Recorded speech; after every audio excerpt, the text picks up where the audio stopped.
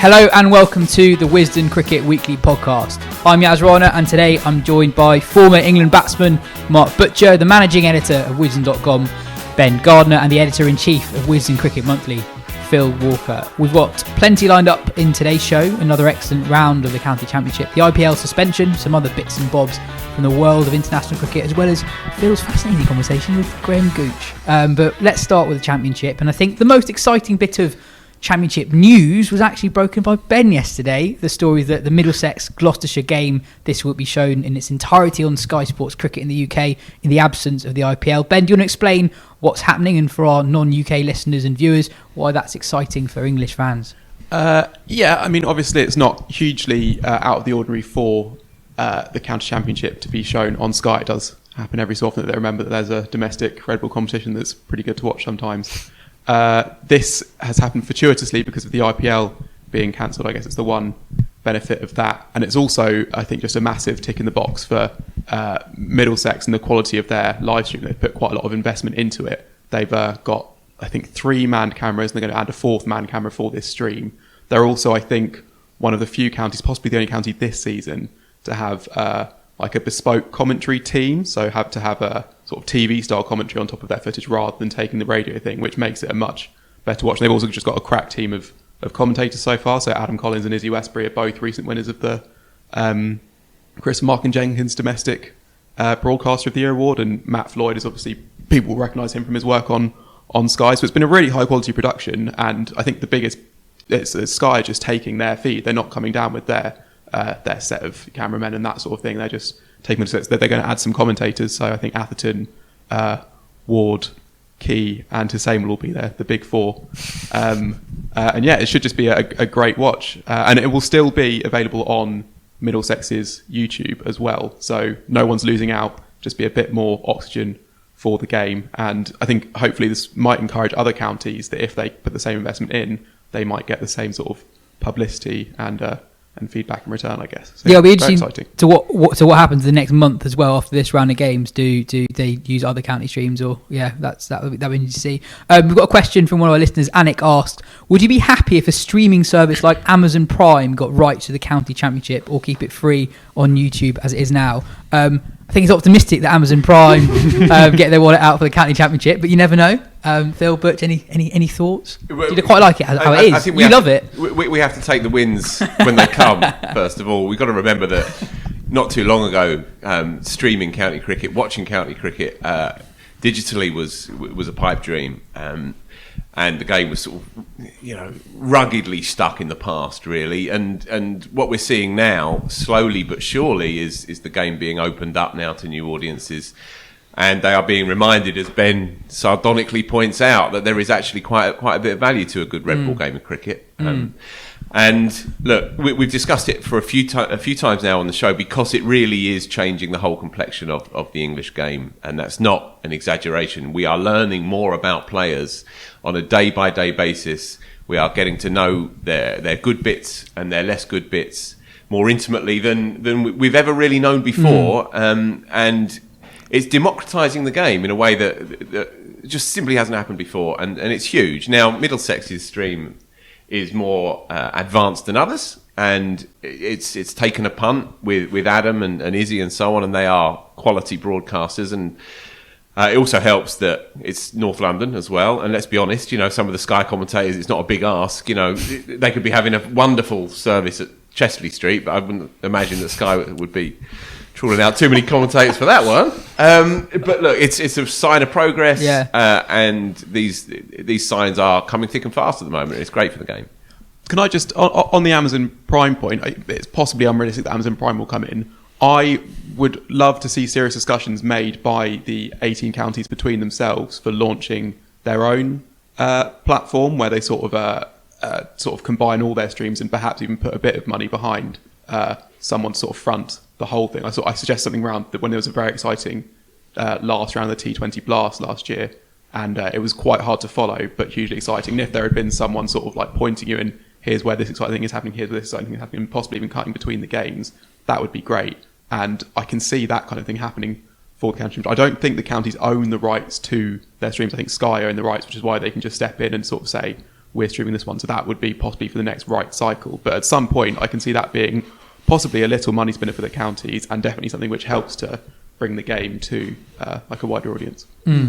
I find it amazing that not that long ago, we're going to talk about Matt Parkinson later on, and some of the deliveries he's bowled this season have been amazing, but not that long ago, if somebody produces something like that in a game of county cricket, no one would see it. Well, I mean, that's that's hundreds of years of that, and that's why the cricket writers were always so important.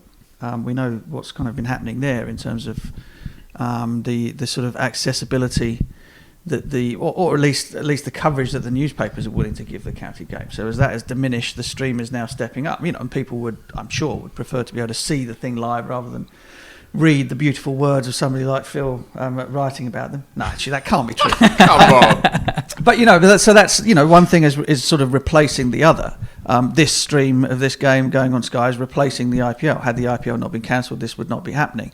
And the first view of sort of county cricket this summer would have been the Middlesex Surrey game, starting on the 20th of May, which is full Sky outside broadcast, etc. So yeah, it's all good. Listen, anything that pleases the county cricket fan and allows people to sit there and watch is a very, very fine thing.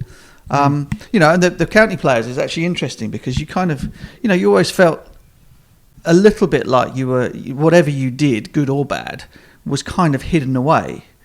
You didn't have to quite be on your best behaviour. It wasn't like playing a one-day international or even playing a blast game, on Sky in the evenings. And now that is not the case. Players are finding out that little bits of skullduggery are being picked up on, etc., etc. But you've also, old days. But you've also got the added sort of. You mentioned some things going on in the T20. One of my arguments against the T20 blast in the way that we've always done it, i.e., with 18 teams and everybody pretty much playing all of the time, is that whatever you did, you couldn't keep up with it. The example that I would always give when I was having arguments with people around the idea that having fewer teams in a different type of competition might not be such a bad idea. I hadn't dreamt up the 100, mind you. That's a separate sort of issue. I was still talking about T20. But the example I would often give was of when Summerset spent all that cash on Chris Gale coming over, who played 4 games or something, made a couple of hundreds, just battering the ball to death. But nobody saw it. Sky's games were always elsewhere. You have to roll the dice a little bit, and you pick whatever you think the game might be good. You even look at where the truck is, because don't forget we'd do games from the pod. The guys would drive the pod through the night up in Durham. They'd drive it through the night to go down and set up at Taunton for a game the next day. I mean, that's how it would work. There'd be one set of kit, and we would follow a zigzag around the country. So sometimes you were just unlucky. You missed the great performances. You missed the water cooler moments, and that was one of the things that I always felt was an issue in terms of huge outlay being made for these great players, and yet it's not part of the national conversation because no one can see it. 6,000 people at Taunton saw it and nobody else. It might as well not have happened. So, and that's not, sorry, I'm not having a go at Taunton, one of the great sort of county setups that there is. But that was the fact of the matter. So the streaming thing is, of course, very welcome.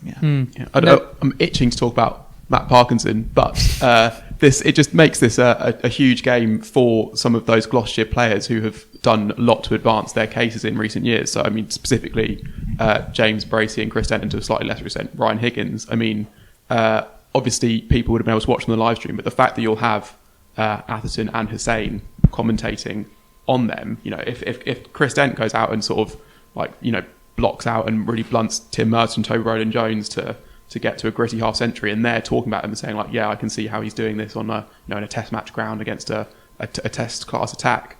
That can be a huge thing for pushing their case forward. And Gloucestershire are kind of one of the counties sort of complain a little bit that we have these class players and they're not talked about as much. Well, this is a real chance to be in the shop window and to show what they can do. Also, Butch, I had a question for you on this actually. So last week we talked about how much opportunities the England coach gets to watch county cricket, and I guess same question really goes for the Sky commentators quite a lot. The guys who just do the test stuff, they don't get an opportunity to watch a lot of it. No. So actually, if you are a Gloucester player who's doing quite well at the moment, this is a really good opportunity to impress players, people in the world of cricket whose opinion carries a lot of weight. Yeah, absolutely. So, and this is sort of a chat about the wider problems or the wider good of the county game. It's great that you have 18 teams playing. It's great that you have this sort of this wide coverage around the UK. I mean, if you look at it, I suppose even the 18 counties don't cover all of the cricket that's played in the country. Minor counties, etc., etc. There are lots of hubs of the game that are not represented by a first-class team, and so it does make it. On the one hand, it's brilliant because you've got all of these players playing, and you've got a lot of the population has some access to it, but it's also incredibly difficult to know who's any good. Because you have that many players playing at any one time, and I think I've mentioned this before. Guys are always there are going to be some blokes who are in great form and some blokes who are not, and that doesn't always tell you the story as to who is a better player. You just, when you're playing that many games over that wide a scope, form and class are not always the same thing. So yeah, I mean it's fantastic, and I think I was talking to Mark Elaine earlier on this week about Gloucester's star and everything, and he was waxing lyrical about the new system. So moving away from the streaming a little bit, but about the being able to play shop window type cricket in his group of in the what is it, Group 2 that they're in, play against teams that they might not have played against. I know they were promoted a couple of years back and would have done, etc., etc. But there's a feeling now that all of the counties are kind of in with an equal chance to show that they have players who are worthy of being picked, and that has not been the case ever since the second division has come about. And you also think about it from this point, that Division 1, Division 2 promoted the idea that players needed to leave small clubs to go to bigger ones, right, in order to fulfil their dream of playing for England or to put themselves in the shop window of playing for England. Championship 2 Division county cricket did that right from the very off. You saw this idea, the talent would move towards clubs that were bigger, more first division friendly, whatever it was. No need for that anymore. Yeah. Gloucestershire can keep hold of players like Dent and Higgins, and these guys can actually start to make a name for themselves without having to think, well, if I'm gonna go any further, I've got to leave. And that can only be a good thing too.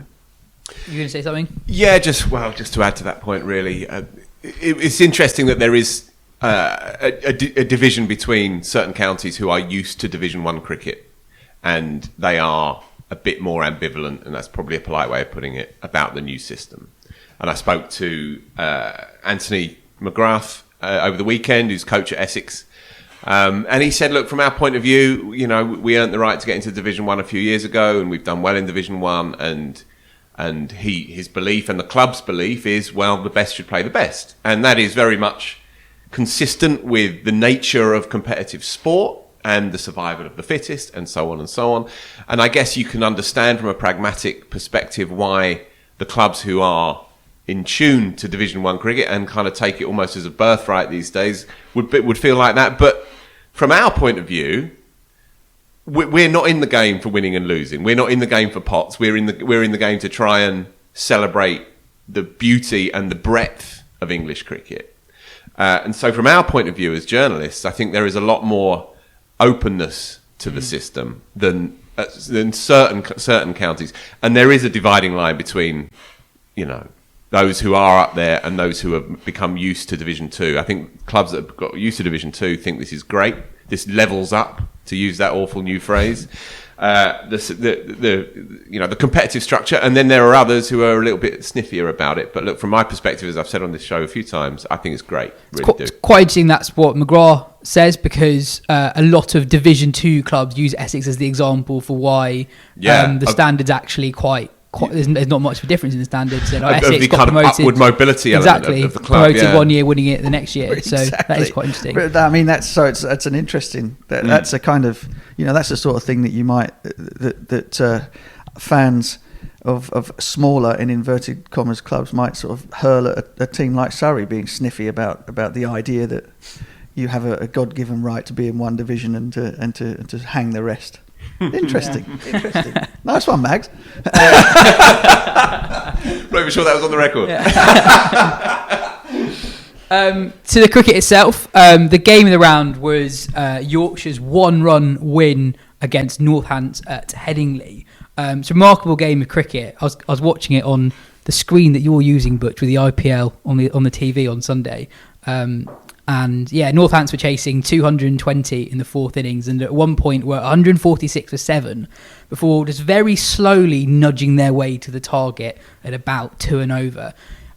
They got within 2 runs of the target before Yorkshire skipper Stephen Patterson snared Wayne Parnell, who just kind of wafted at one without much conviction. Having taken 10 in the match, right, Parnell? Yeah, he had a great game. Yeah. Absolutely brilliant game. God, cricket's so brutal. And he kind of looked after that run chase. He was obviously the most capable. There wasn't like a specialist batsman in to kind of lead the chase. So it was Parnell doing that job. It does nothing for the South Africans are chokers thing, does it? Oh, come on. Got within 1 run and stuffed it up. Well, on the side, it's not my job to be nice to people. Well, on South Africa's doing well. Dwan Oliver bowled really well for Yorkshire, and I think Northampton needed about 15 to win with 2 wickets in hand, and then Oliver just bounced out, I think, Kerrigan. And at that point, I thought Yorkshire would definitely win it the way he was bowling. But then, yeah, it was an amazing finish. And also, Dane Patterson took that ridiculous catch well. South Africans doing well. It's a good week for South Africans. Yeah.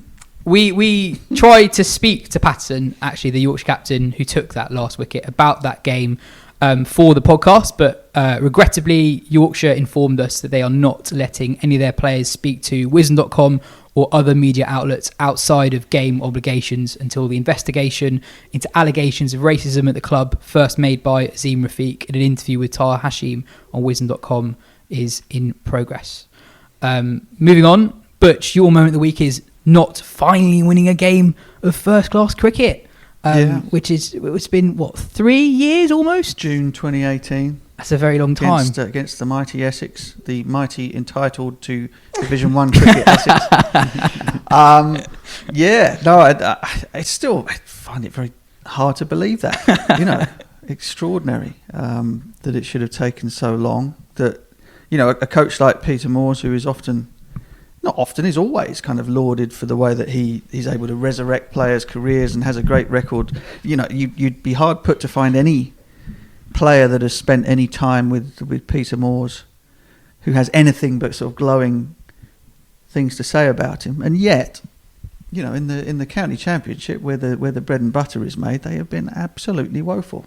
So big up to the motherland. My wife and mother-in-law are Nottinghamshire residents, and so they're very happy. Wonderful. It improves the mood around the country when your county wins. I know this. It's funny, actually, sorry, because I remember, actually, it's probably in the first issue of Wisden Cricket Monthly, doing a piece on Notts' revival, which would have been the end of 2017, because they got relegated, I think, in 2016 in quite sort of shocking circumstances, and then bounced back, tailed off slightly towards the end of that season, but it looked just like a blip when they were kind of home.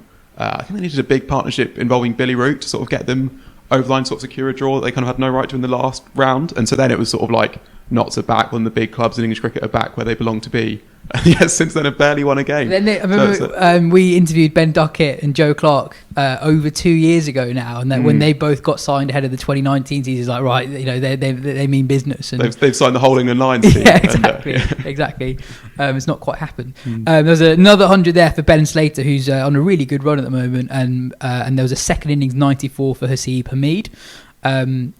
Ben's already mentioned the Dane Patterson catch on the boundary, which, if you haven't seen it, do search it on the Notts Twitter feed. It's really, really good. Are we getting to the point where it's a Samson and Delilah thing with Hameed, and we just don't cut the hair off? Yeah.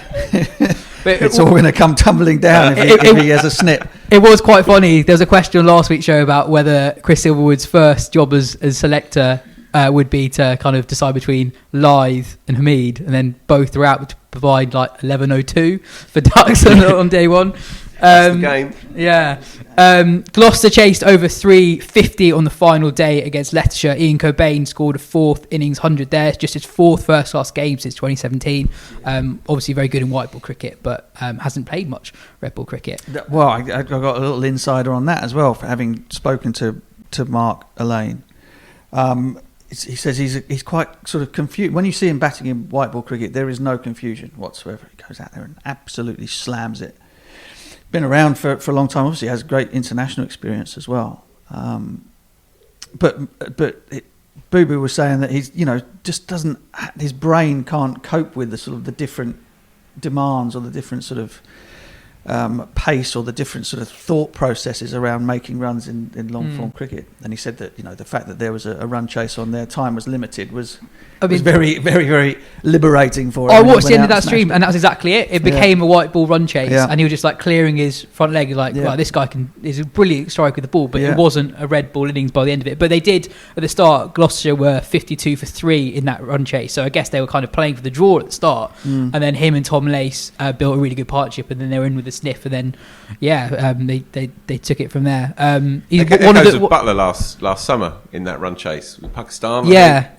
When he'd been a bit garbled in his head, as he says himself, about how to go about Test match cricket, and then when push came to shove and it was a last day chase, suddenly all of that clutter just fell away, and it was a clear target that he had in mind, and he played it more naturally, liberated by the situation, and since then he's gone well, obviously. And also on Cobain, one of the few Scouse cricketers. There aren't many of them. We've brought this up on the show before. This kind of vacuum in Liverpool of first class cricketers. Yeah. His father, I think, is a Liverpool club cricket legend. I think we might have a story on right. him. No, he's been in the Club Cricket Hall of Fame.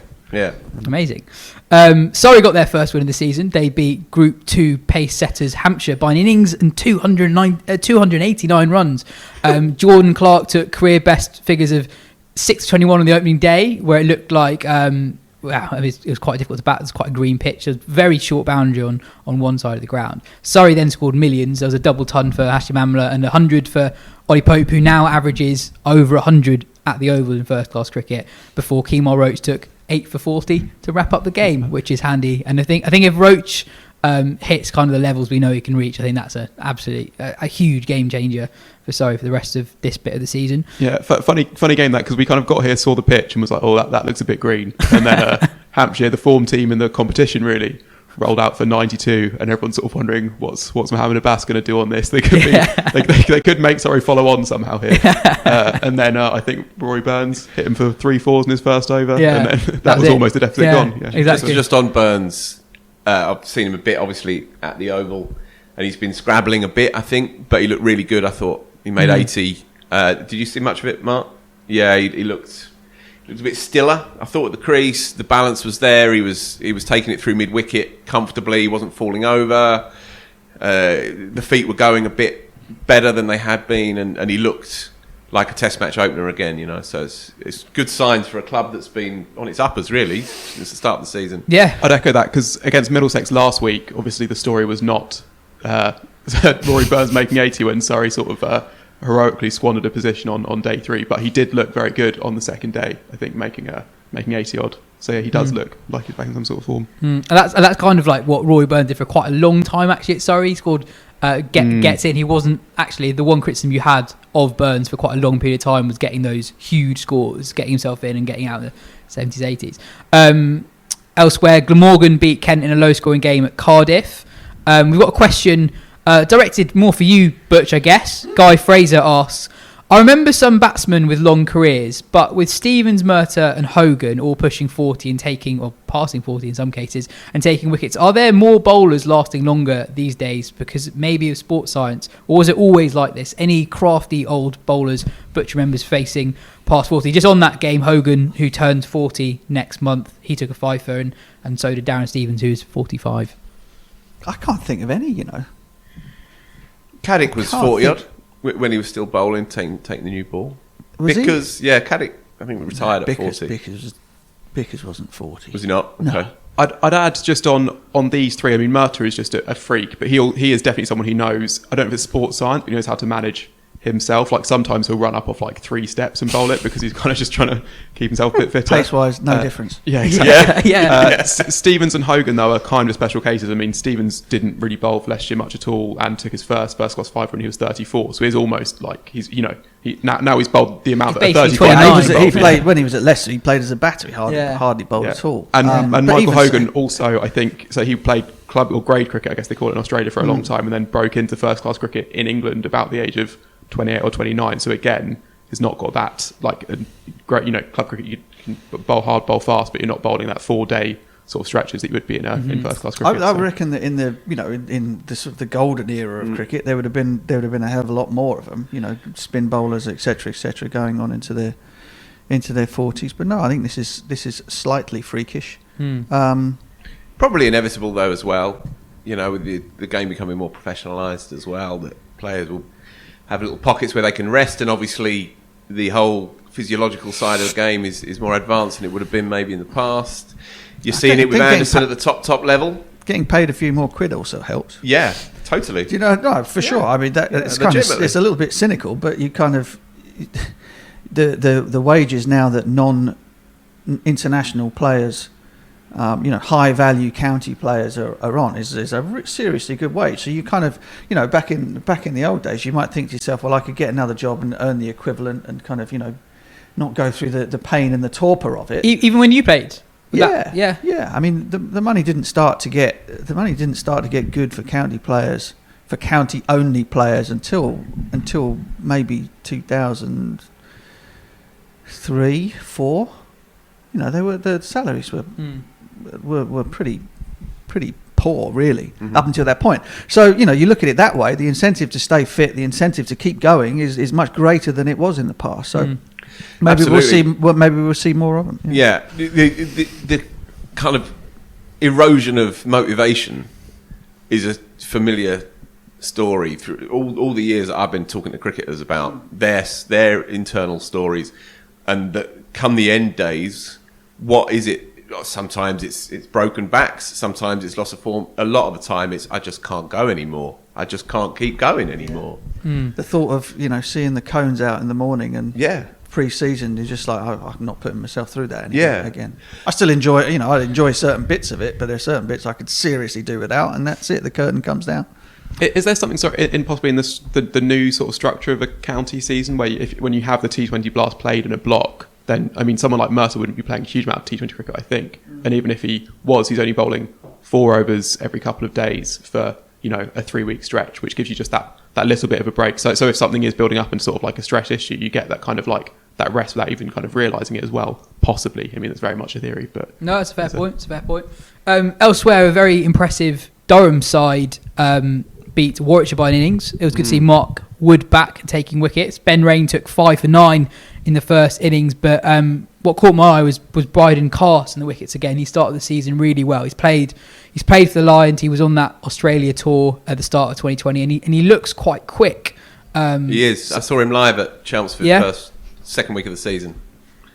He looks like a bowler who's going to take a lot of county wickets, and a bowler who might possibly stand a chance of taking wickets at a high level as well. He has the frame, the physicality, and to the naked eye, enough nip and pace to be part of that conversation. And he can bat as well. Yeah. Very, very handy cricketer. I think I said it a couple of weeks ago. I think they've probably pound for pound got the best seam attack in the country when everyone's fit, Durham. And they're creeping up on people again because obviously they've had 2 or 3 years with points deductions and the doldrums and losing players. Yeah, that's it. Yeah, but no, you can't keep a proper good cricket club down, and it's a great fertile place for the game up there, and it's brilliant, really brilliant to see that they're on the way back. If you just go through the Durham 11, it's just 11 very good cricketers. Totally. Some very good bowlers are making that side as well. So keep an eye on them. Lee's got runs as well. Yeah. Who Boyks picked him out as an England opener 7 or 8 years ago, as often happens. Wended his way through the back roads of the game and has now come back out and is going well again for Durham at the top of the order. No, it's good to see. 100%. Elsewhere, finally getting on to what Ben wants to talk about. Thank you. It's been 25 minutes. Lancs chased down 253 in the fourth innings to beat Sussex as an unbeaten 90-odd for Keaton Jennings in the 4th innings. But Ben, what is your moment of the week? Yeah, well, I guess the interesting thing about my moment of the week is that I actually only found out about it about 24 hours after it actually, or maybe even longer after it actually happened. Just do your job, son. Well, but this is the thing, is that I mean, because of the the righteous and correct social media blackout this weekend, it did sort of make you realise also just the value of those streams and the clips that they clip up for alerting you to these miraculous moments. So the moment is Matt Parkinson bowling another Warne-esque. Just ridiculous ball to Delray Rawlins, who'd been sort of taking the attack to him. Really, I think he'd swept him for 4 twice in that over already. And then I actually then went back on the live stream to see what the setup was, and he bowled one ball the ball before, pitched in the exact same spot, but which was sort of flatter and just a little bit quicker. But he's bowling over the wicket to a lefty. Yes, over the wicket to a lefty, yeah, and Rawlins had comfortably left it. Next ball is looped up, obviously he's put quite a lot more revs on it, and it's just the huge leg spinner, which kind of only Parkinson can bowl at the moment. Pitches in the rough, turns, and Delroy Rawlins goes to leave it, and it clips off stump, and he just looks there absolutely bemused at what's happened. We first found out about it because have you got the name of the man who emailed us? Yeah, afraid I don't. But thank you for emailing, because we'd obviously run a piece on Parkinson's other ball of the century a couple of weeks ago, and he said, I wonder if you might consider doing a piece about his wicket, his ball to Rawlins. So we went and looked at the highlights on Lancashire's YouTube, which had fewer than 1,000 views at the time, and were absolutely amazed by what we'd seen. And then 2 days later, when the blackout ends, Lancashire put it up, and then the whole internet goes crazy. But yeah, that was the moment. And Parkinson is doing something incredible every game at this point. I mean, the first game, he was left out for the first game of the season, which was incredible. Yeah, true.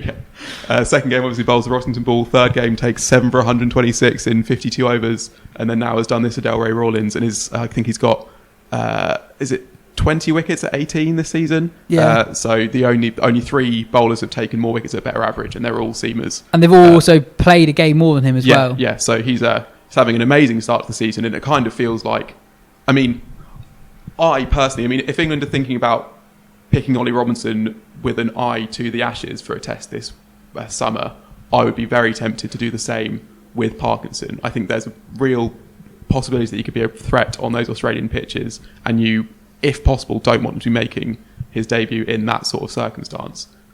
Sometimes you do get pitches in England which can require 2 spinners. We had one when India last toured. I think Mo came in, got recalled, and took either 9 or 11 wickets, I think.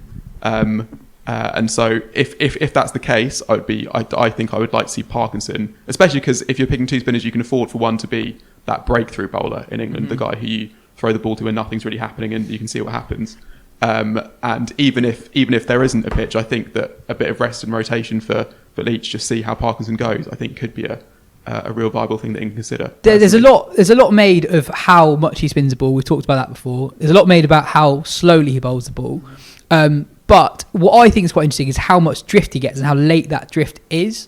But Butch, how big, how difficult is it if you're a batsman facing a spin bowler who just gets late drift? I think we're watching the wicket before the Rawlins one was an LBW, which on the surface didn't spin a huge amount, but it deceived the batsman in the drift, not necessarily the flight. Well, it kind of drifted into him a lot towards the end. What that does is it changes it kind of, as the ball is on its way to you, it changes the position of your hips and the position of your shoulders, which then change the angle that the bat starts to come down.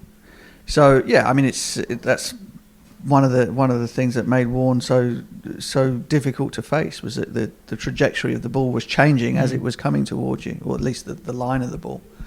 And as far as Matt Parkinson is concerned, the one thing that any spin bowler has control over, beyond anything else, beyond the magic deliveries, hard spun, variation, whatever it is, one thing a spin bowler has control over, beyond conditions, beyond whether the pitch is going to turn or not, is where the ball is going to land, right?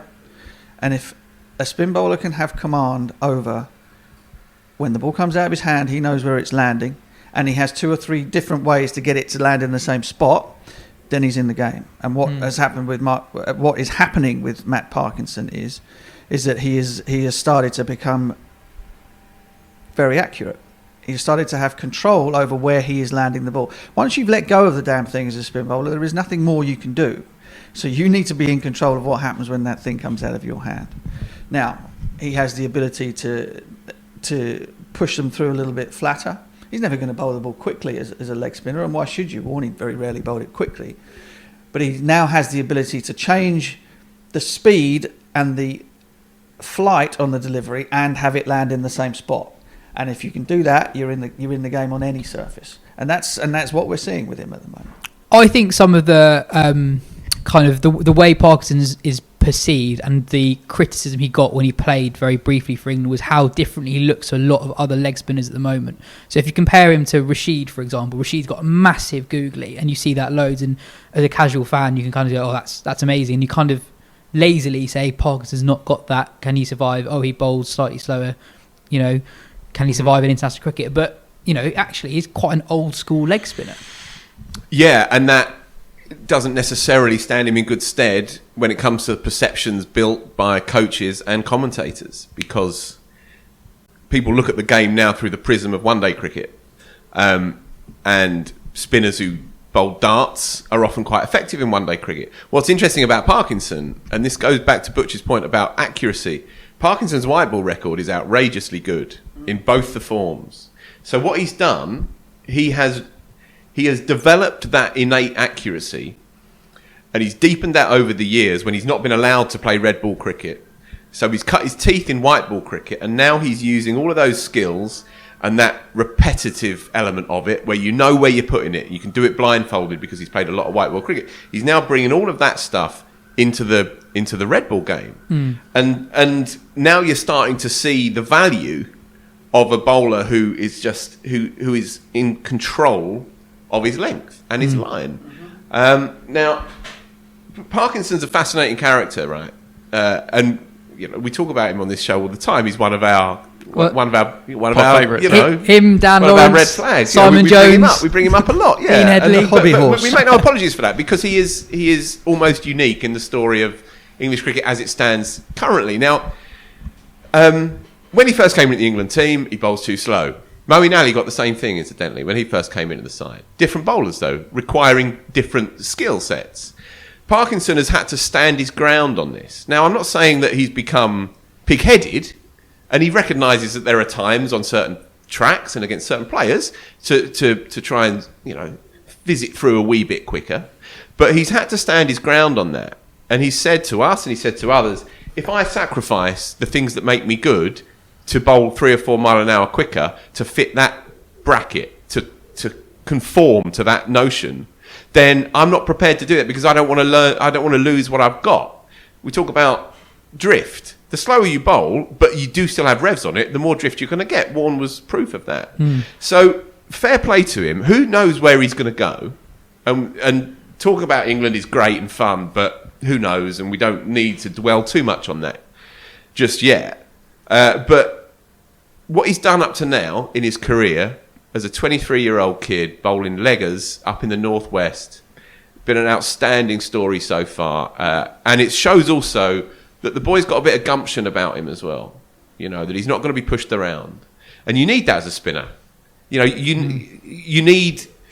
Flight and guile is one thing, but you need to have a strong shell as well, because in English cricket, if you're trying to bowl wrist spin or finger spin, then it can be a hide into nothing. So look, fair play to him. I can't speak highly enough of him. Just one thing briefly. Yeah. I have 1 or 2 things that I like to ban in the magazine that I'm involved with.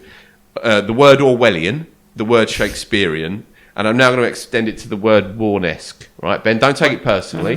Right, but Warne-esque. I'm just not having it anymore, because it's too easy, isn't it? It's too easy. It's too easy just to make all those references back to that one freak genius. Okay? Reminds me of Stuart McGill's partner. And look, you described it beautifully and with great heart and obviously naturally articulate. But yeah, Warne-esque. I'm putting my big red pen right through the word Warne-esque. It's quite Orwellian, if you feel. Yeah, it probably is actually.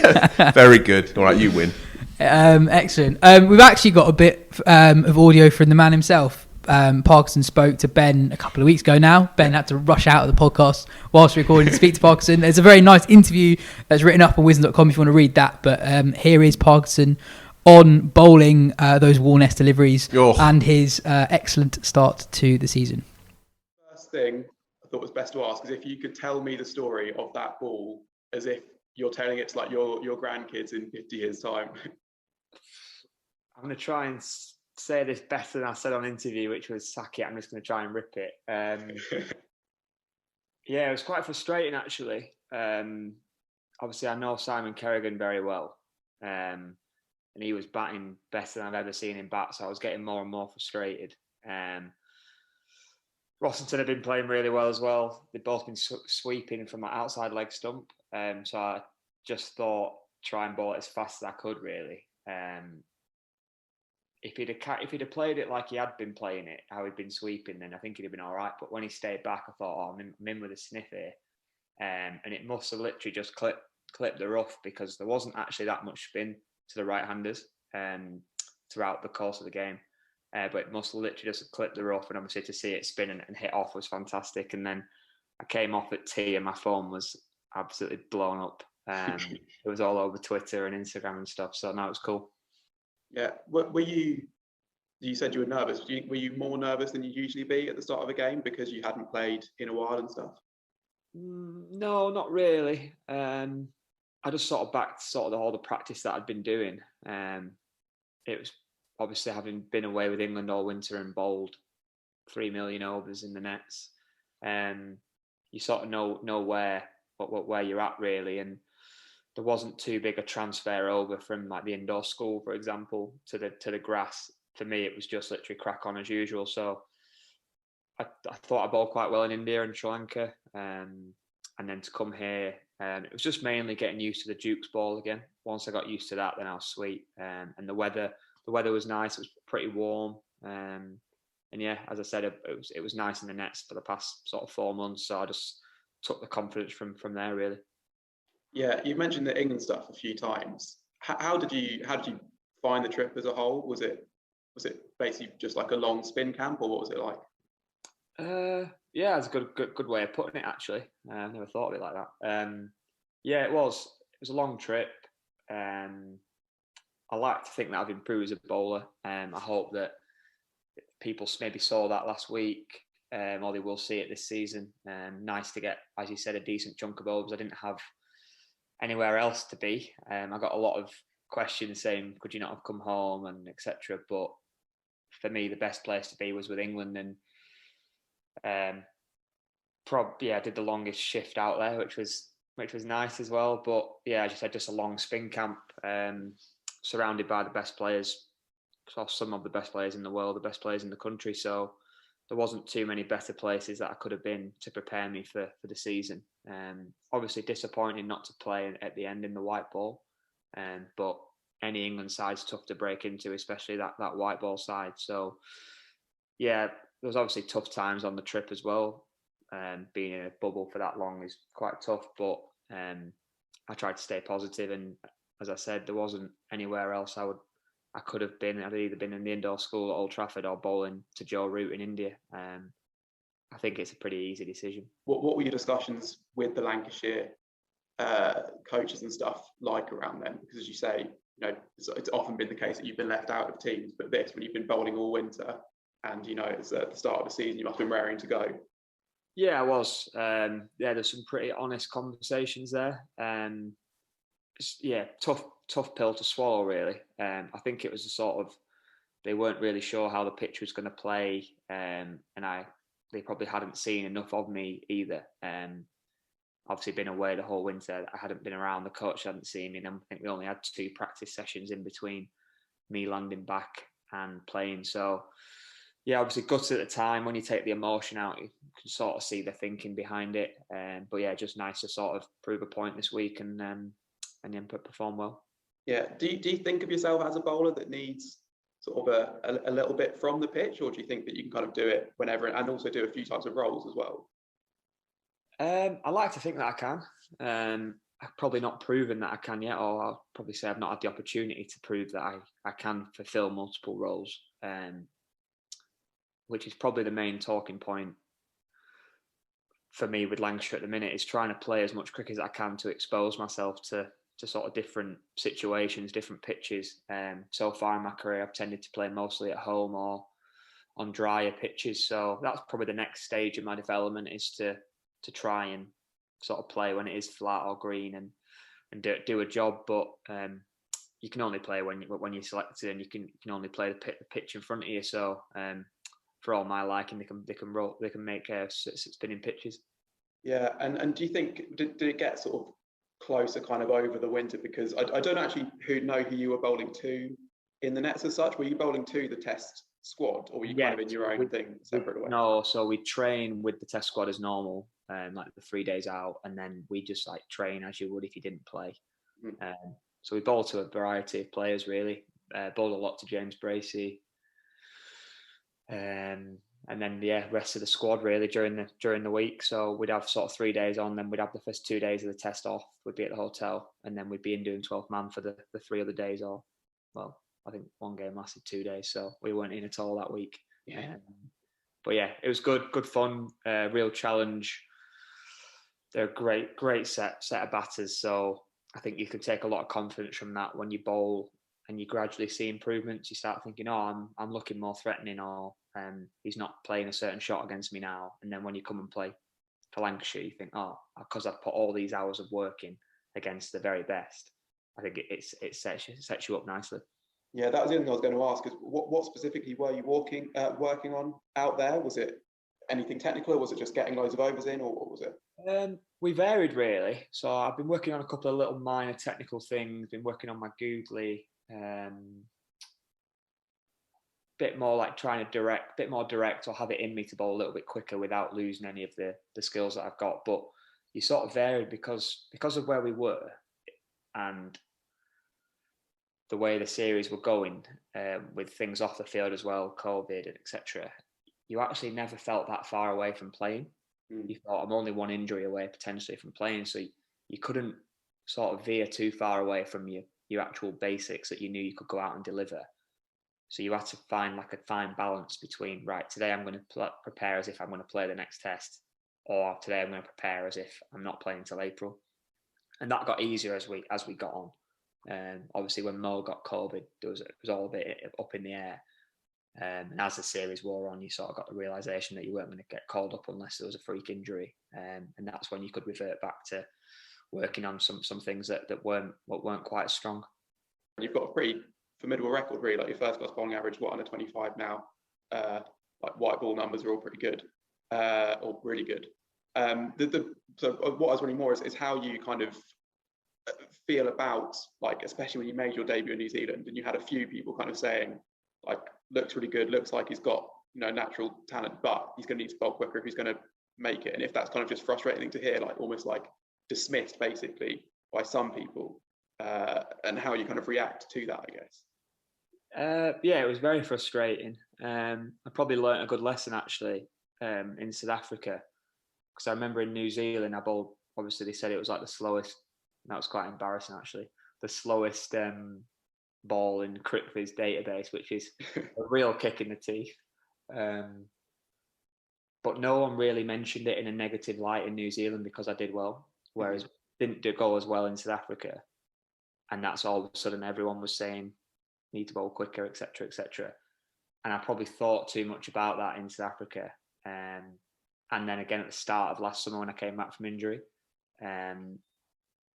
And then I just sort of went, you know what, I'm just going to go back to doing what I do. And if that's not good enough, then it's obviously not good enough. And I'll just try and keep performing well and just see what happens. I think the winter I've just had not playing actually gave me a bit of time to think, right, this is how we can do it, and not I'm going to just rush it and try and make it match ready. I can just actually slowly build, have good days, have bad days. And I'd like to get to the point where people say, yeah, he bowls slowly, but he can still be effective on any surface. And that's probably the main challenge. I know I can be effective in England. It's just whether that translates to being effective in India, in New Zealand, in Australia. And I think that's probably as I said, similarly with Test cricket, you'll only know when you get given an opportunity to play. And people will only know then. And I guess that's probably why I'm a bit more sort of chilled about it, or probably not worried about it too much, because I guess I haven't played. So until I play, I don't know the answer to that question. Elsewhere in the Championship, Summerset had another narrow win over Middlesex, this time winning by 4 wickets. Abby Slade asked, what do you make of Lewis Goldsworthy's debut for Summerset against Middlesex? Goldsworthy is a 20-year-old all-round who scored 39 in the first innings and 41 not out in the second innings.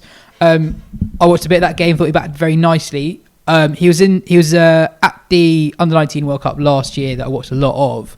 and he actually impressed more with the ball. He bowls left arm spin, so genuinely the play reminds me of Liam Dawson, which might not be the most exciting thing in the world, but Liam Dawson is a very, very good cricketer. Ben? Yeah, well, because England don't have a huge amount of white ball finger spinners coming through. I mean, Moeen has perhaps, Dawson has not got the chance perhaps he should have, and Moeen has kept his spot for perhaps longer than he deserved in ODI cricket, certainly, because there hasn't been that person bang down the door. So when we picked our 2023 World Cup squads on Wisden.com, not long after the 2019 World Cup, I think, it must have been early last year. All good content. Yeah, I included Lewis Goldsworthy in mine as a punt, so I'm claiming it now, even if even if he never scores another run. Excellent. Four days into his first class career. Exactly. I love that. Love that. Phil, you were at New Road. Talk us through it. Yeah. Well, not much to say. I feel sorry for the groundsman because the ground was underwater until 7 weeks ago. How do you produce a track? And it was bleak and placid. It's the Essex game. Worcester, Essex batted first. Everyone got a few. Cook got 100. He's good. He's a good player. Wesley got another 100. He now averages something like a million and a half against Worcester. Dan Lawrence got 90. Gave it away again. Never mind. Moving on. Anyway, they got 500 and loads, and Worcester then followed on, but did so very, very slowly. And in the end, it was a sort of miserable board draw. I have to admit, I didn't go on the Sunday. I had better things to do, but I did go on the Saturday and stuck it out. And it's strange because it's been such a vibrant start to the summer, and this was the other side of the coin without fans in.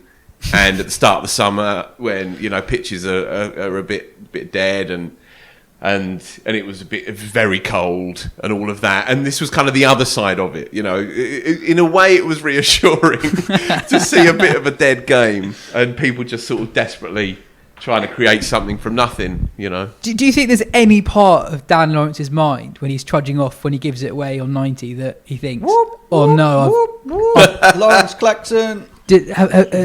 How's Phil going to feel about this? I doubt it. I don't think I occupy much of his consciousness. It was interesting though because I was talking to Mags, the coach, McGrath, and he was saying, look, he could have had 500s this year. As it is, he's got none.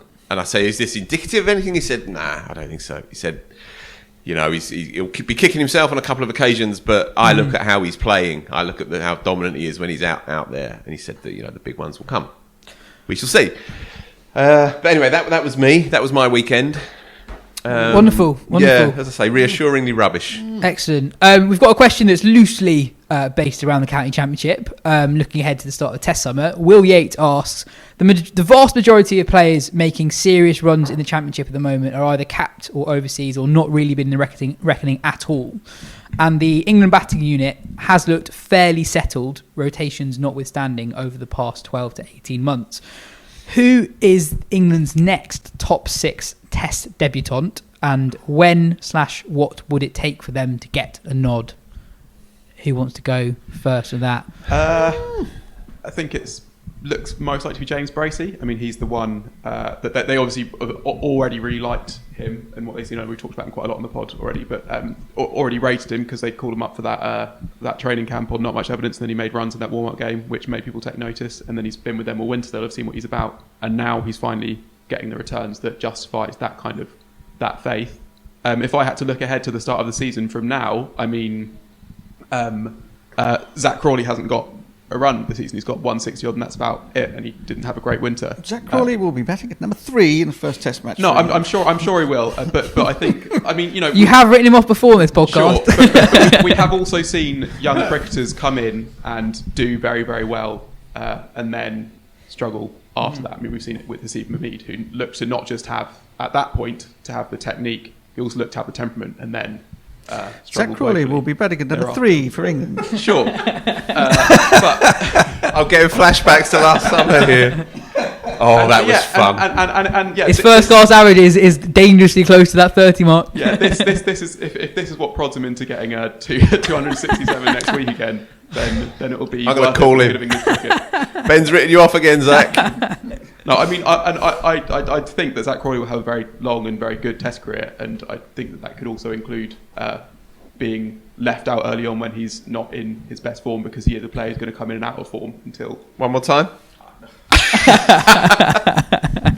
Yeah, look. I said Bracey in the last magazine. I said it a couple of weeks ago. I think if you are looking for an uncapped player, then I think he's probably at the front of the queue, and he's versatile. He can bat. He can open. He could bat three. He could bat more in the middle order as well. And they like his style. He's smart as you can. He has the added advantage of having been in and around the squad and the team and the now head of selectors, head coach, head of laundry, the whole thing. Yeah. So I mean that's an advantage. I mean, uncapped is quite a tricky one, isn't it? Because the people we've been talking about have had a little bit of a go. Yeah. Previously, but I mean it's interesting. I would be very surprised if we saw a debutant in the top 6 this summer or winter. To be honest with you, but James Bracey is as good a shout as any. Last week we talked a lot about the possibility of the IPL being suspended this year, given the COVID situation in India. That did happen this week. I'm not going to talk about it too long because we talked about it a lot on last week's show. But long story short, a couple of KKR players tested positive for COVID-19 on Monday, causing the postponement of KKR's game against RCB. It was then reported that 3 members of the CSK support staff also tested positive on the same day. Then yesterday, after further positive tests in various camps, the tournament was postponed, with the IPL releasing a statement that said these are difficult times, especially in India, and while we have tried to bring in some positivity and cheer, however, it is imperative that the tournament is now suspended and everyone goes back to their families and loved ones in these trying times. It was interesting that that's what the statement actually said, because I think a lot of people assume that they'll try and squeeze the whole tournament into a week in Mumbai or something, but that's obviously not the case. Phil, you spoke to Chris Wokes over the weekend, who was there before the tournament was cancelled. One of cricket's more vibrant and bubbly characters, and glass half full kind of bloke. It wasn't half full when I spoke to him. Maybe that's me. But he was. He saw your caller ID. So here we go. You started talking about the Worcester-Essex games at New Road. If he brings up Dan Lawrence one more time. He used an interesting term. He said, look, I can't complain. When I look out what's happening outside my hotel room, and I'm in here, and I feel safe, and obviously I'm being well paid to play cricket, he said, I'm not going to complain. What he did say, though, is that this is self-inflicted, and I thought that was an interesting use, and he used that phrase 2 or 3 times. And I felt sorry for him, because on a human level, I mean, he misses his wife and kids desperately. He says he now adjusted his body clock, so he'd be awake when they awake, and he'd go to sleep when they go to sleep. So he was on UK time, stuck in a hotel room with this humanitarian catastrophe taking place outside, and on his TV screens he'll be reminded of it every minute of the day. And that is a desperate place for anyone to be in. So while he stopped short of saying, I need to get home, you could sense that in the conversation that we had, and I think he will be immensely relieved, just like I think everyone else will. And as Butch said last week, as soon as it infiltrated that bubble, and as soon as a player or two and a support staffer or two got infected, then they had to do the thing. I mean, it arguably should have happened before that. I mean, I forgot when I was leaving the ground last week. I forgot about how big a production these things are. You've got cameramen, you've got sort of guys, riggers, you've got truck, you've got this. The amount of people that it takes just to put on one of these games on one evening is huge. And trying to keep them, this is absolutely ripping through the country. Yeah. To sort of think that you could continue and keep everybody sort of separate from it is just extraordinary, really. And I was sort of torn with the idea that perhaps that sort of the entertainment and the fact that cricket is so big over there sort of tempers the temptation to call it disgusting and all the rest of it, because at least they were trying to provide some cheer and some entertainment. But there was no way. There was just simply no way. And then you sort of throw it forward and think, well, they're going to want to try and finish it, but how? You got World T20 in October, India touring England late June through to August. All of the international teams will be in the midst of their preparations for that World T20. I just cannot. Where are you going to slide it in? And then you got the Ashes about less than a month Precisely. after. I mean, it throws more shade on the schedule itself as well. Of course, it's an unintended consequence of this. But well, I mean, look. The IPL had already. We kind of forget that the IPL was already muscled into a part of the schedule that had hitherto been blank. Yep. We've come to expect and know that is going to be a part of the cricketing calendar now, but it wasn't only 13 years ago, 14 years ago. Yeah, money doesn't talk; it swears, right? Well, yeah. I mean, but and I have no, I don't call any sort of moral judgment on that fact, but there is no room anymore for anything, anywhere. Yep. And sometimes you just got to go look. The situation at the moment is very dire. It's not hopefully something that we're going to see repeated in our lifetime. And that sometimes you just have to go. Yeah. You know what? That's it. It's done. We can't. There's nothing we can do. We'll take it on the chin and we'll go again next year. Yeah, and I hope that does happen, and that the calendar isn't more kind of bastardized because commerce is such that this has to be finished and they have to have a 2021 IPL. We've done. If we go down that road, that is a grim state of affairs. And we've done this. England and Australia did this. We're trying to fit in extra Ashes series because of the World Cup in 2015. We've seen what happens. We've seen the unintended consequences of trying to squeeze things where they do not belong, and the knock-on effect that has all around the world of cricket, not just in the countries that are directly involved. And so I think sometimes you just got to bite the bullet and say, you know what, we'll take the hit this time. Yep. And we'll leave everything as it is. Let everybody have a breather. I mean, the sort of the metaphorical idea of gasping for breath. The calendar is gasping for breath, and India is gasping for breath. Yeah, we had the journalist Rory Dollard on the show when the England South Africa tour was canned, and he basically made the point there is just no room to get this tour back into the calendar. And there's been some kind of very distasteful kind of people on social media saying, the bubble wasn't good enough, and people saying, comparing the quality of various bubbles that have been taking place in the world. And Ben and I, we talked about this before, about how basically since the start of the pandemic, the only bubbles that have really worked have been in places where there hasn't been that much COVID at the end of the day. However good the bubble is, it is so dependent on the situation, and as we all know, the situation in India is as bad as it's been anywhere else in the world throughout the whole pandemic. And sorry, just on that, because it seems plausible that how Varun Chakravarti, who I think was the first player to test positive, caught the virus, was that he needed a scan in his shoulder, and they had sort of protocols in place for how to take players out of the bubbles. The player gets in full PPE, the driver gets in full PPE, they drive them to a hospital which sort of have this little sort of self-contained unit, they clean everything down, and the medical staff are wearing full PPE. But this is a virus that passes through the air, and you can't completely fully seal off the clothes that you're wearing as much as you'd like to. All you're doing is playing a game of odds, and the odds are just so much worse when it's ripping through the country. And that in itself, just think about that. All the resources that had to be taken up and used for one person to go to leave the bubble to get tested. From the knock-on effect. So that's for one person. Yeah.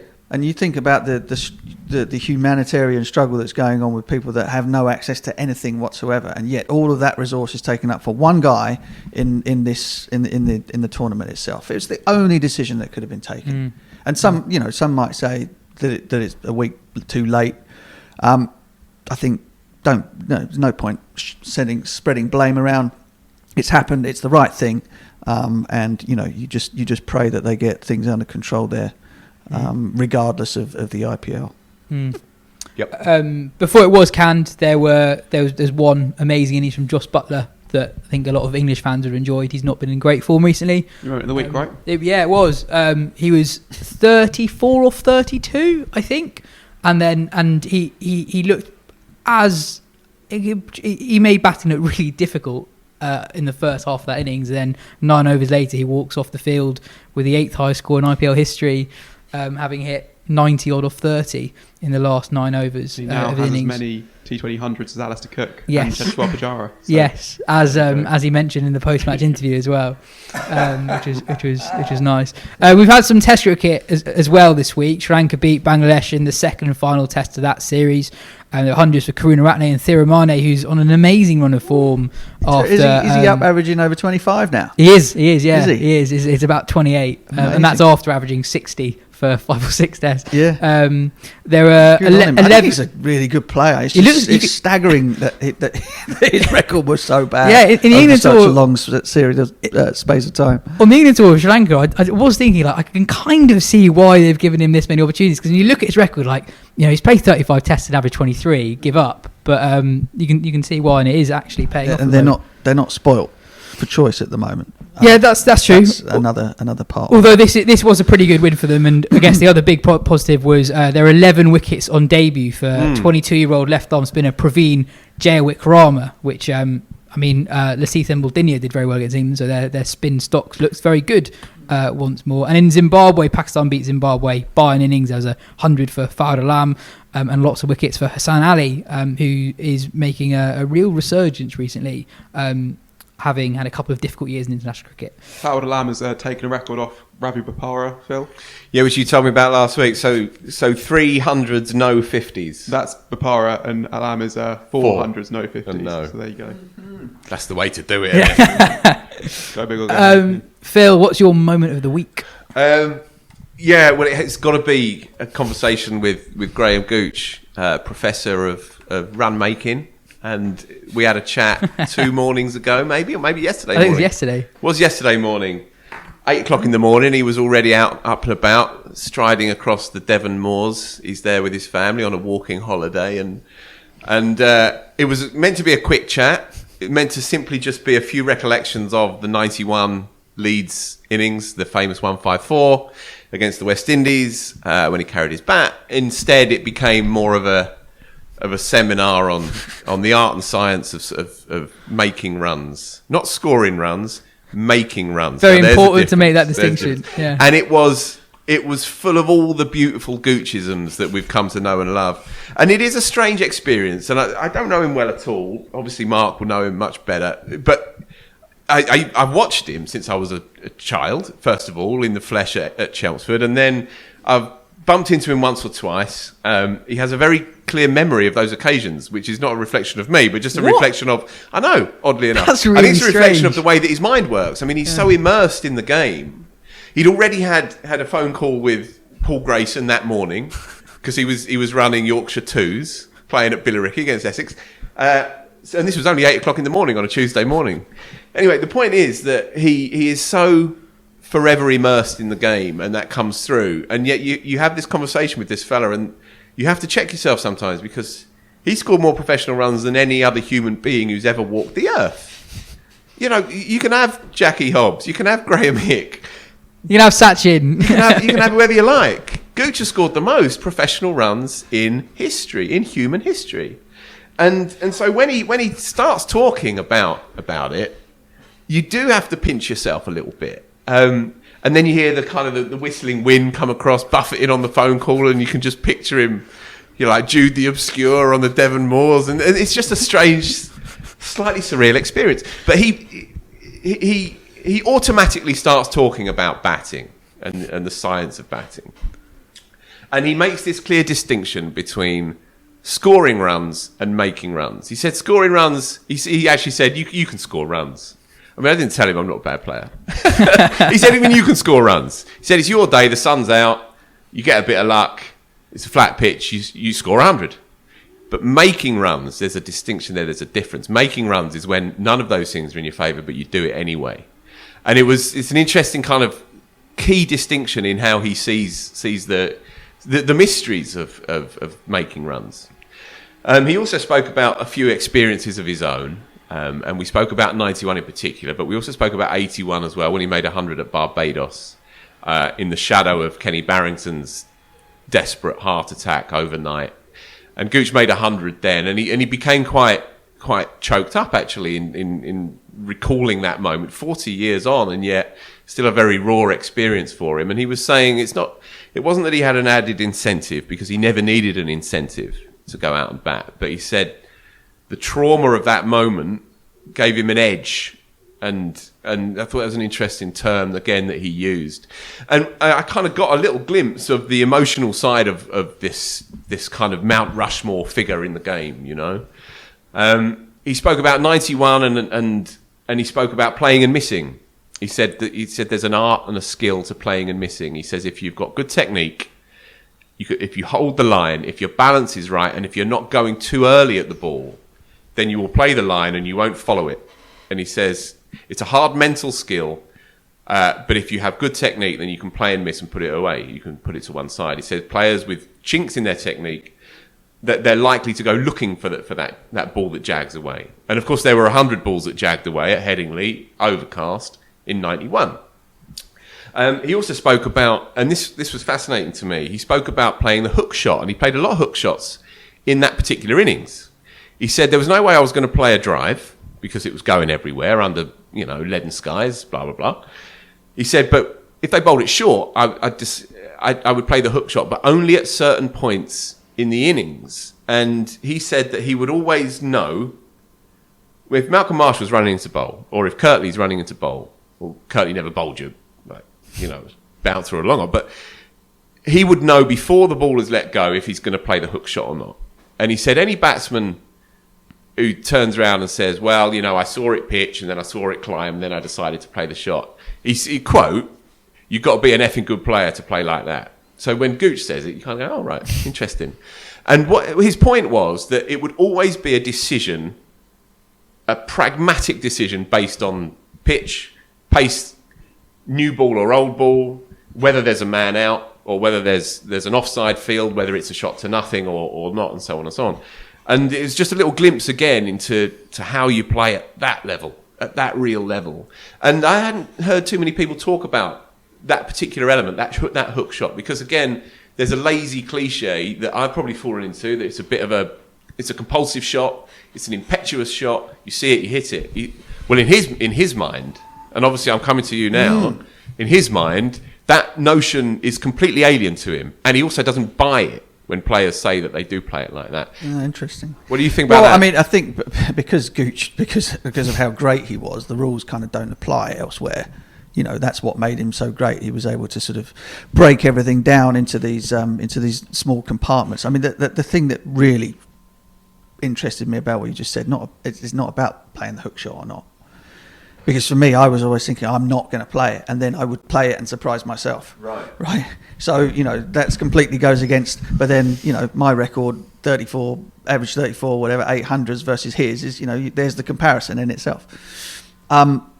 Was the thing about Kenny Barrington. Now, for me, the difference between those who are the great players and those who are good, but not in that way sort of reliable, I suppose. And that's what separates the great from the good, is the kind of the sheer consistency that they were able to go out there, make runs, come hell or high water, was this idea that something as traumatic as that, he was able to not only compartmentalise and keep away from his thought processes, but he was actually able to turn that into something good. Yeah.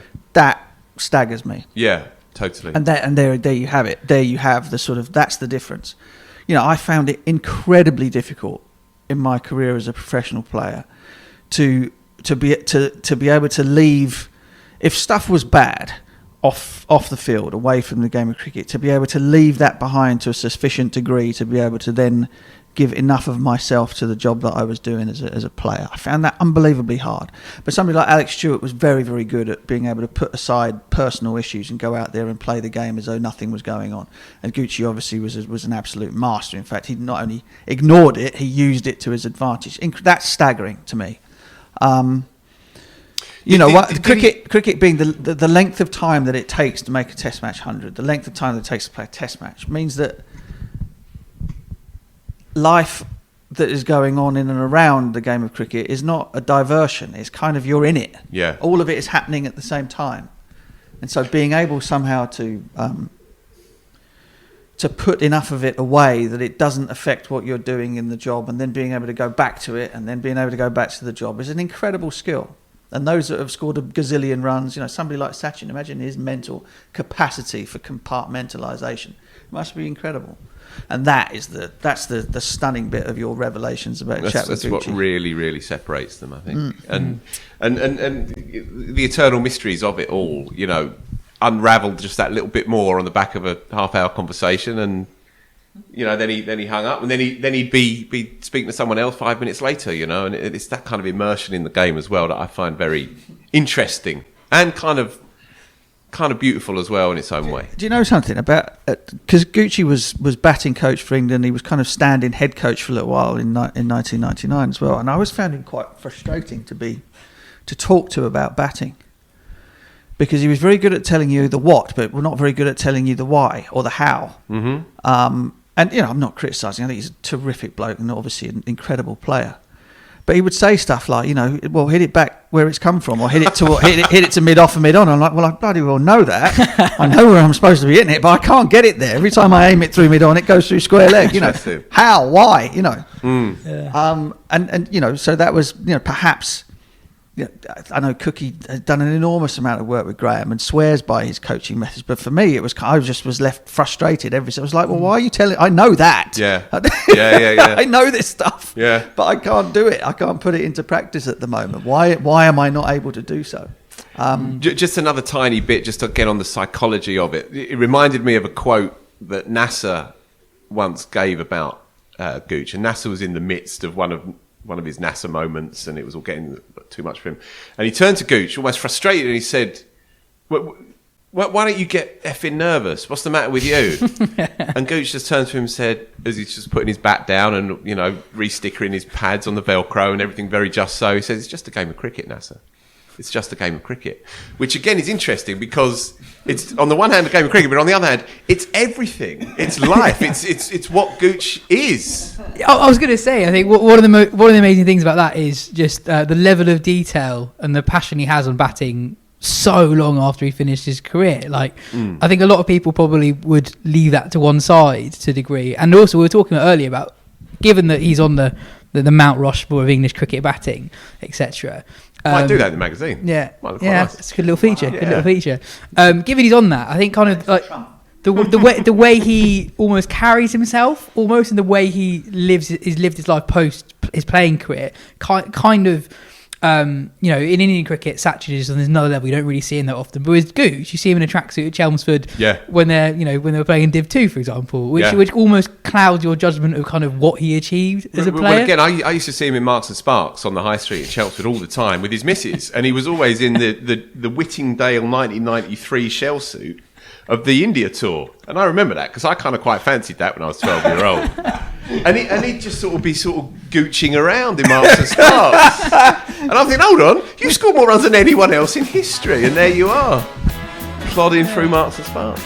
Yeah. Anyway, moving on. That was my moment of the week. Wonderful. I think that's it for the show. Well, cheers, Phil. Cheers, Pleasure. Ben. Cheers, Books. This has been the Wisden Cricket Weekly podcast. If you've liked what you've listened to or watched, hit the like button, hit the subscribe button, and we'll be back next week. Cheers.